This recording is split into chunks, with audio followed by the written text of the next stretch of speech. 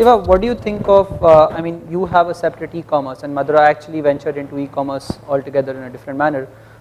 Is it because of the changing behavioral patterns, or is it because the e-commerce is the buzzword and there had to be presence of Madura there? So if you trace back Madura's history, we are custodians of 5 brands which command amongst themselves roughly 45 to 50% of market share in branded men's formal wear. Now that has achieved, that the group could achieve primarily because they have been consistently following where the consumer is going. Okay. Right. So the consumer behavior keeps changing in terms of from where he is consuming.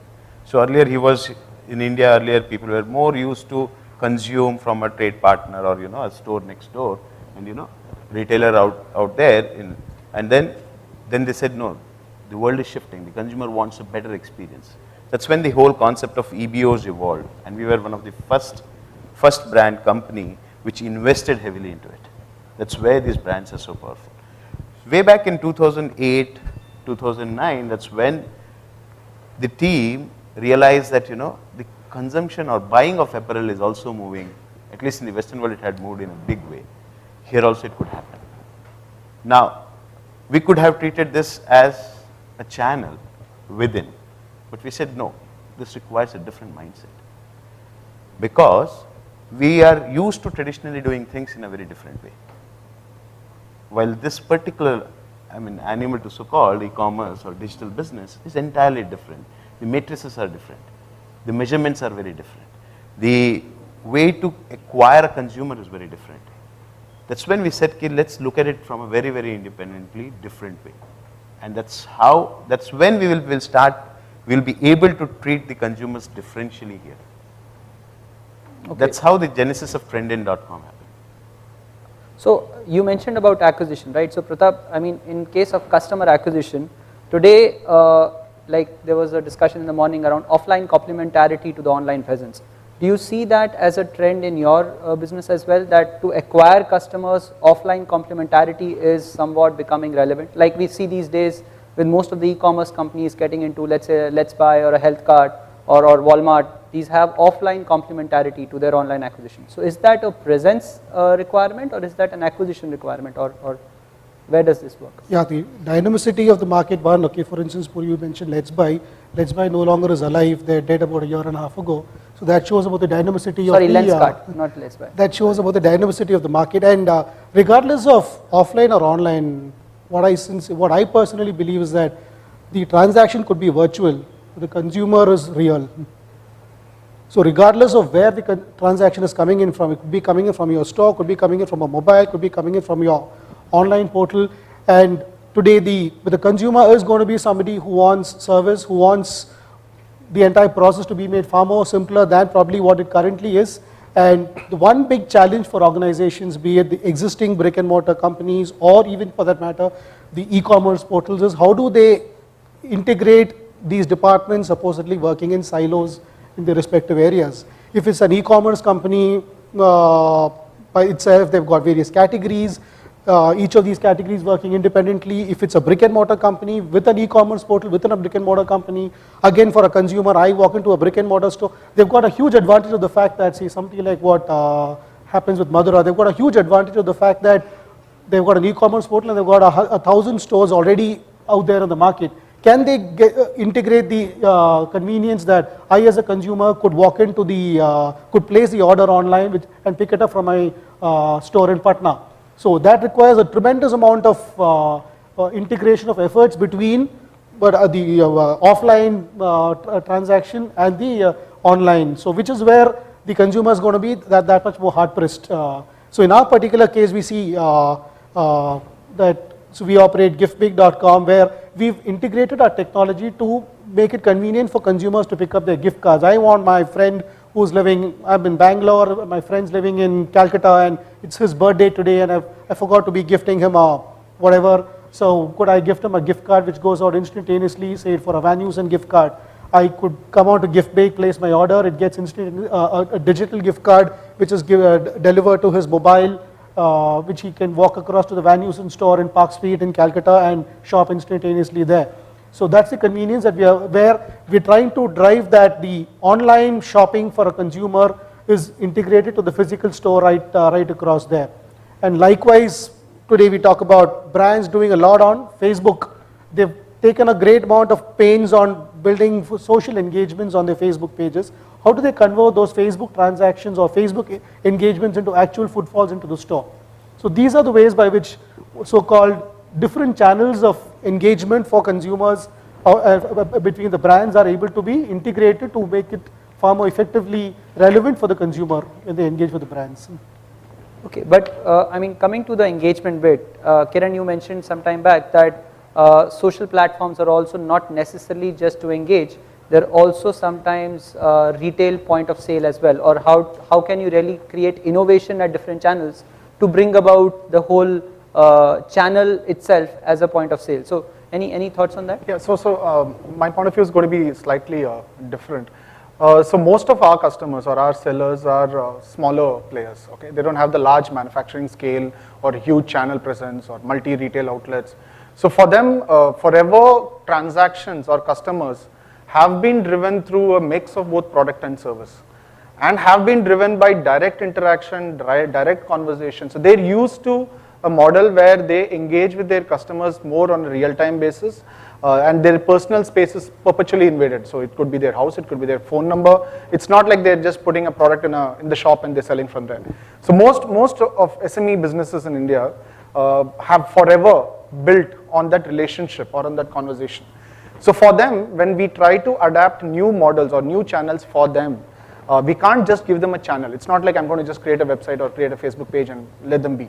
They actually get their own customers, their own friends, their own circle, interacting with them, asking them about the product, asking them can it be delivered, asking them can it be serviced. So they actually, even in Facebook, if you go today, there are many brand pages and many small SME players. Could be a small boutique person, owner in Delhi who makes a sherwani, or could be a person who makes sweets in Kerala or jewelry in Tamil Nadu or wherever. So all of them have a base of conversations that are existing and they want to be able to leverage these conversations into transactions in new channels. So wherever channel we power, so for example on a Facebook page, what we have now retailed out is a simple Facebook app which allows them to sell through the same page. So it's not just so we enable them to convert those transactions or conversations into transactions for themselves. So you help them evolve into new channels, is it? No, so their expertise in managing conversations is what they bring to the table. Their expertise in understanding what the consumer wants and how to price it and how to sell it is what they bring to the table. What we help them do is convert those conversations in an offline mode into transactions. They're very good inside a shop. I mean, whether you go to buy a TV or whether you go to buy just a bar of soap from your local Kirana outlet, they know everything about you. They know how to have a conversation. They know how to indulge you. They know how to cross-sell. They know how to upsell. They might not be technically very savvy. They might not use these words, but they rely and have built their business only through conversations of people walking into their shop. So when we enable them on telephone or on web or on social platforms, we have to give them the platform to engage as well. So for example, on our marketplace platform, there is a direct connectivity. You can mail the guy, you can call him up, and they're much more happier doing that than to just give the product to say a large portal and say sell it for me, and it's an order.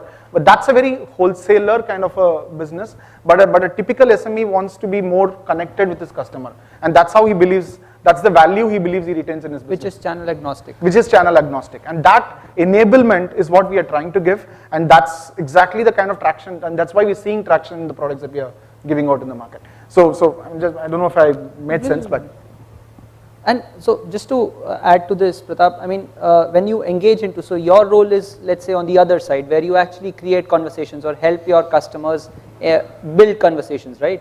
So are these sort of homogeneous across for your clients, or if they are not, what is the basis on which you evolve the conversations with your customers in terms of the offerings that you have through GiftBig? Are there any difference, any homogeneity that you see? Because let's say if I'm building a loyalty program, there is a certain template I follow from a thought process that yes, these are the things I want to, or what Karan mentioned, that yes, there are certain thought processes around a loyalty program. But what is that innovation or what is that enablement that you do being on the other side of what Kiran said for the loyalty framework? Yeah, since you bring about this term loyalty, I think that's another domain space, but okay, we've kind of looked at loyalty from a perspective of if a consumer is going to be loyal to the brand, can we get him or her to prepay the brand for the services to be rendered in future? Can the retail sector learn from what's happened, say the telecom sector, where the consumer is willing to prepay, but when the same consumer is walking into a brand store or wanting to purchase for whatever reason, it's always a post-paid transaction. So the prepaid versus the post-paid. So can loyalty be defined as, if I believe, if I love you as a brand so much, I'm willing to prepay you for the services to be rendered. So that's the barometer of loyalty to the brand that we are trying to define it as.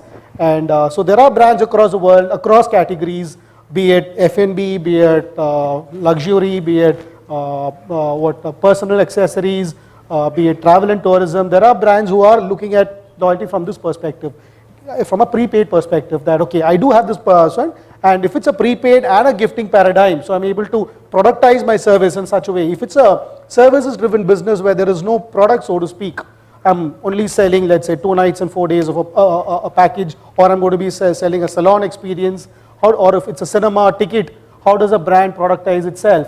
So that's where the concept of the gifting concept came in, the gifting paradigm. So we've kind of looked at getting the brands to be able to converse with their consumers, getting in, as you mentioned, acquiring consumers by, if it's a gift card, if I as a consumer like a brand X, and I know that I've got a friend's wedding coming up or a friend's birthday coming up, and I believe that this brand is going to be relevant to him or her, I could gift this experience of this brand to my friend through a gift card or a gift coupon or a gift experience package. So that's a way so does the brand enable that? Does the brand enable such a solution for me as a consumer to engage with the brand, where I can gift this experience to my friend, and he or she could then decide what to pick up any product or merchandise from the brand store seamlessly across physical stores, e-commerce stores, a mobile site store, a mobile app. So that's the entire ecosystem that we've been driving at.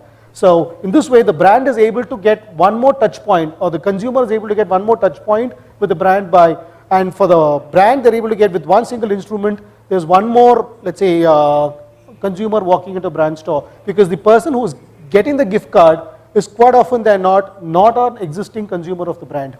So they're actually able to get consumers to walk into the brand, and I as a consumer, I as a recipient of the gift card have walked into the brand so simply because I got this gift card from my friend for my birthday or for my wedding occasion, and I walk into the brand store. So that's where brands have been able to leverage it. So it's an additional footfall driver, it's an additional customer acquisition tool, and as well as a loyalty driver. So you have combined additional new touch points being created every day, right?